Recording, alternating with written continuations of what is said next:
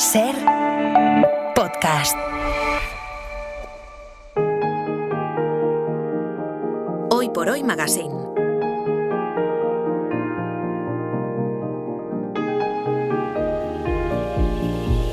Ser podcast.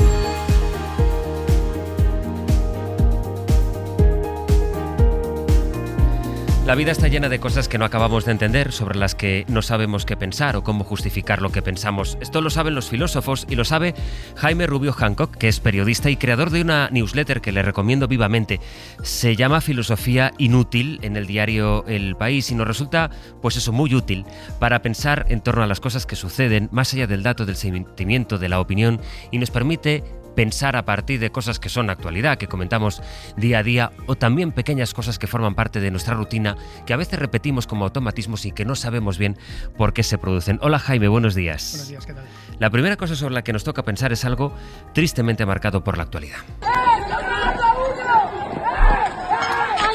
Vamos a hablar, aunque desde otro punto de vista, de los disturbios de Torre Pacheco. Saben que desde el sábado pasado se produjeron disturbios, amenazas de disturbios.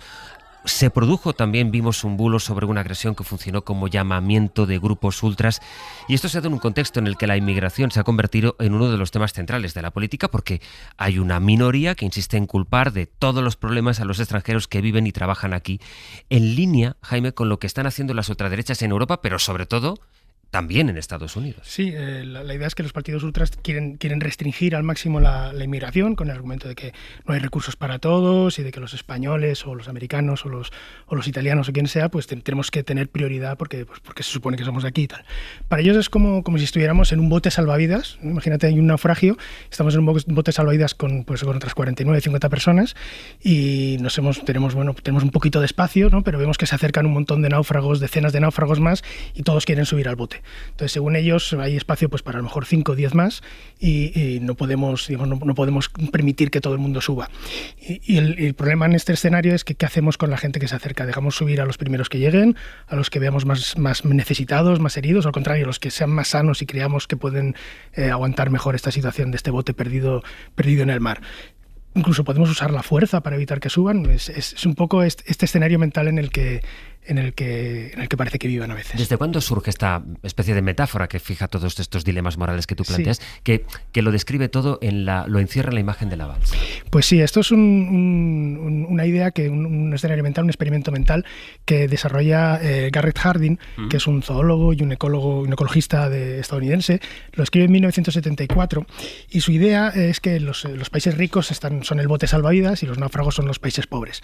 Entonces, según él, no tenemos la obligación de permitir que los supervivientes suban a nuestro bote, porque eso significa que puede ser una situación en la que todos acabemos naufragando. Incluso no es nada compasivo, no es nada, digamos, empático.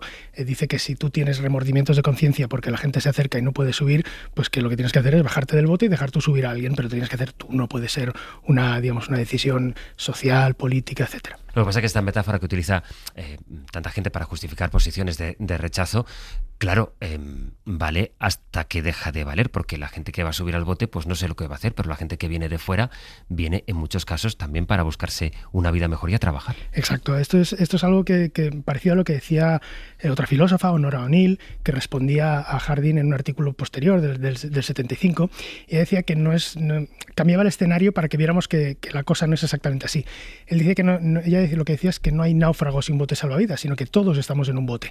Lo que pasa es que es como un crucero, hay clases. Entonces los países ricos son la primera clase o segunda clase y los pobres pues están en tercera o en cuarta regional, y entonces lo que hay es una especie de control de los suministros por parte de los países ricos, de los que están en primera, que dejan como sus migajillas para los que están en clases inferiores, ¿no? Que es un poco algo parecido a lo que pasaba en la película Snowpiercer de Bong Joon-ho, aunque allí era un tren y no un barco. Pasajeros, yo pertenezco a la cabeza.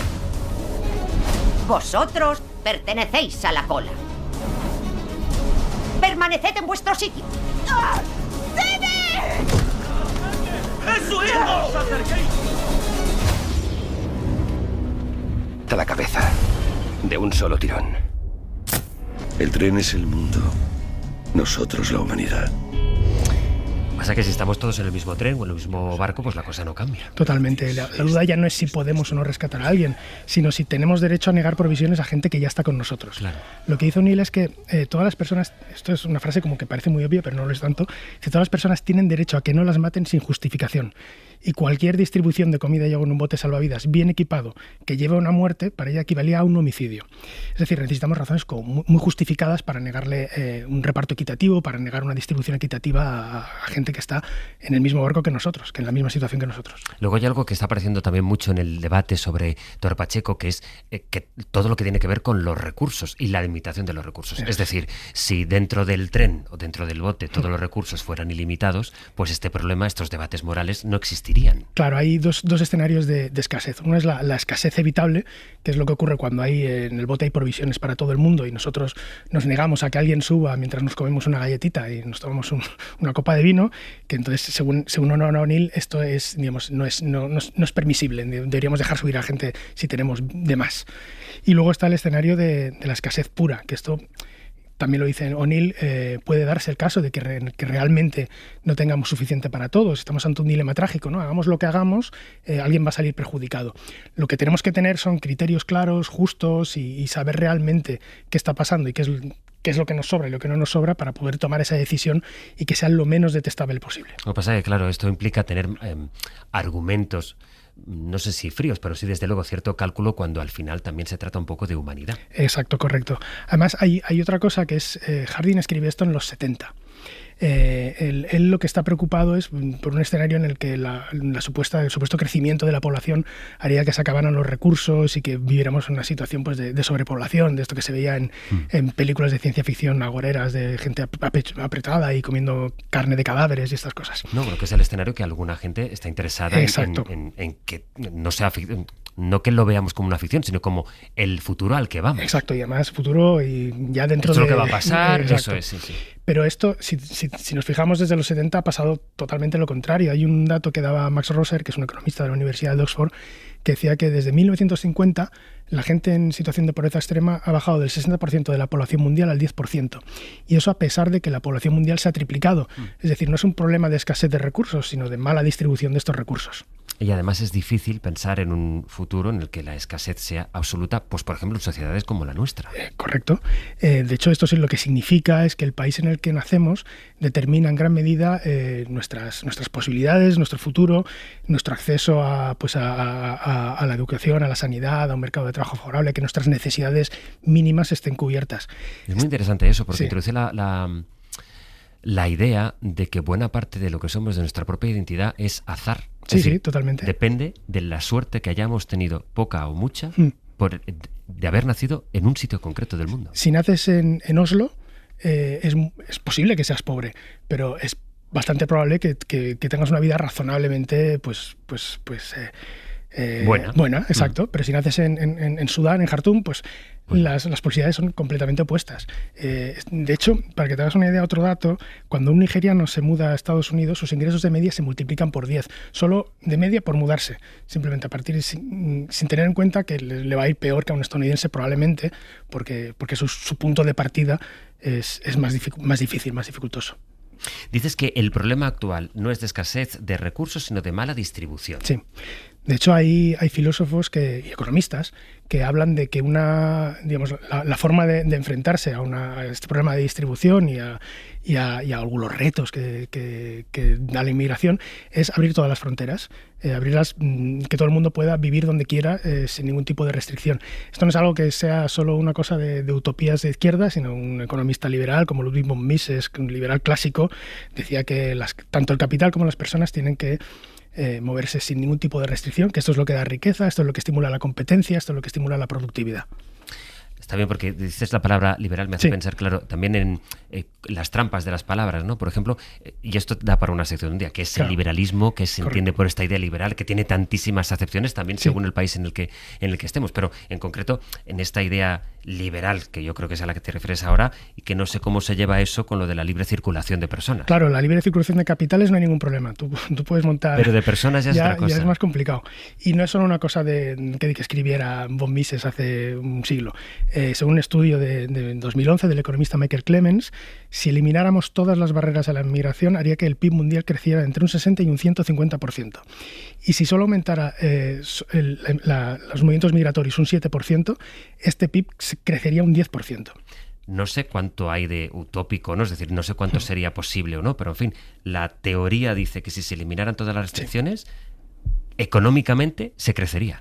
Sí, de hecho, incluso podríamos pensar que si aumenta la riqueza global, disminuiría la migración, porque la mayor parte de la gente no quiere dejar su familia e irse a un país extraño, quiere pues vivir su vida con los suyos, en su ciudad, incluso en su barrio si puede. Los migrantes lo son porque no tienen otra opción. Es decir, un racista que esté preocupado por la migración debería proponer que se abrieran las fronteras para que en el futuro bajara la migración, porque todo el mundo estaría un poquito mejor. Es verdad que la sección es de filosofía, bueno, pero la vuelta sería esa. Es decir, si tú quieres ser racista de verdad, lo que tienes que, en puridad, proponer la apertura total de las fronteras, porque irá mejor para tu país. Claro, irá mejor para tu país, irá mejor para su país, para el país del migrante, dentro de 15, 20, 30 años la migración se reducirá muchísimo, ¿no? Hay que pensar a largo plazo, no hay que pensar en lo que va a pasar mañana. Déjame que escuchemos una declaración de Rocío de Mer, de Vox, de la semana pasada. Sí. Todas estas millones de personas que han venido hace muy poco tiempo en nuestro país y que no se han adaptado a nuestras costumbres y en muchísimos casos además han protagonizado pues escenas de inseguridad en nuestros barrios y en nuestros entornos, pues tendrán que volver a sus países. Esto será pues un proceso extraordinariamente complejo de remigración, pero que nosotros apostamos por ese proceso. Polémico la semana pasada, pocos días después, por cierto, del Congreso del Partido Popular, y que marcó la agenda hasta que después ya llegamos a ver los sucesos, los incidentes de Torre Pacheco, pero claro, introduce este concepto de integrarse en las costumbres. Sí, esto es una idea que incluso hay filósofos que parten más o menos de la izquierda que defienden, como Michael Walzer, un estadounidense, más que la necesidad que un país tiene derecho a defender pues, su cultura, su identidad, etcétera. Pero fíjate que aquí lo interesante para mí es que se habla de costumbres, no se habla de respetar la ley, porque todos tenemos que respetar la ley. Los migrantes, nosotros, los ministros de Economía, todo el mundo tiene que respetar la ley. Y luego otra idea es que la construcción de un país, o sea, esto de las costumbres es algo muy, muy vago, muy genérico. Puede significar cualquier cosa, puede significar, oye, si no te gusta la tortilla de patata, te echamos. Si comes arroz por la noche, como los turistas, te arriesgas a que te echamos porque no respetas. Es muy importante en la construcción de este tipo de discursos, que tiene más de titular que de otra cosa, precisamente eso, el uso de términos ambiguos. Claro, porque así puedes llevártelo a tu terreno. La costumbre significa lo que a ti te guste, lo que a ti no te guste, y es una forma de poder expulsar o de poder marginar a los migrantes que son los que no te gusta, que son evidentemente los pobres y los que tienen la piel más oscura, que son a quienes va dirigido este discurso. Lo que no quiere decir que sea verdad que haya elementos que formen parte de la identidad, es decir, que nos definen cultural y nos distinguen no solo como país, sino como cultura de otras culturas y otros países. Sí, la identidad cultural de un país es una construcción histórica, no es algo fijo y genético como a veces parece que se dice. Por España pasa pues celtas, romanos, visigodos, alanos, árabes, incluso algo tan español como la paella, que parece como la bandera de verdad de España, pues es una paella. El arroz lo trajeron los árabes a la península. Entonces, la identidad cultural es algo pues eso de mezcla, de variedad, de diferentes influencias. ¿Cuánto necesitas la filosofía para ir entendiendo todo lo que le pasa a este país y a este mundo cada día? Es imposible entender lo que pasa en este país solo con filosofía. Me faltan muchísimas más cosas. ¿Pero encuentras consuelo en si hay algún autor que para ti sea o al que estos días, o autora al que estés acudiendo más, o que digas, este diagnóstico es el que más clásico o actual, o de los más recientes, que digas, para mí esta lectura es fundamental y me ayuda a ver las cosas más claras? Mira, sobre este tema me gusta leer especialmente a Michael Sandel, otro estadounidense, más o menos progresista para un estadounidense, que habla de que la construcción histórica de un país es algo, pues eso, de lo que decíamos, algo cultural, ¿no? No nacemos aislados, no somos individuos, como dice el liberalismo, que nacen solos y que se crean a sí mismos, sino que nacemos en una comunidad, en una sociedad. Y esto significa dos cosas. Primero, que tenemos lo que él llama obligaciones de solidaridad, que son las que tenemos por formar parte de una familia, de una nación, ¿no? Pues pagar impuestos, cuidar de nuestros padres, etc. Y luego también significa que el país lo construimos nosotros. Lo han construido durante siglos las personas que nos precedieron, pero nosotros ahora mismo estamos construyendo determinando el pasado histórico, la identidad de la gente que vivirá dentro de 50, 100, 200 años. Y nosotros podemos decidir qué país queremos ser, si queremos ser el país de las cacerías, de los pogromos, de las palizas, o si queremos ser el país de acogida, el país que mira los problemas de frente e intenta buscar soluciones, y este país pues que quiere que crezcamos todos juntos sin exclusiones. Algunos apuntes filosóficos a partir de lo que ocurre hoy, la inmigración. Y esto iremos haciendo cada jueves aquí en este Hoy por Hoy de verano con Jaime Rubio Hancock. Gracias, ha sido la primera, pero las que vienen te espero igual, aquí. Sí, muchas gracias y hasta el jueves. Hasta luego, Jaime. Para no perderte ningún episodio, síguenos en la aplicación o la web de la SER, Podium Podcast o tu plataforma de audio favorita.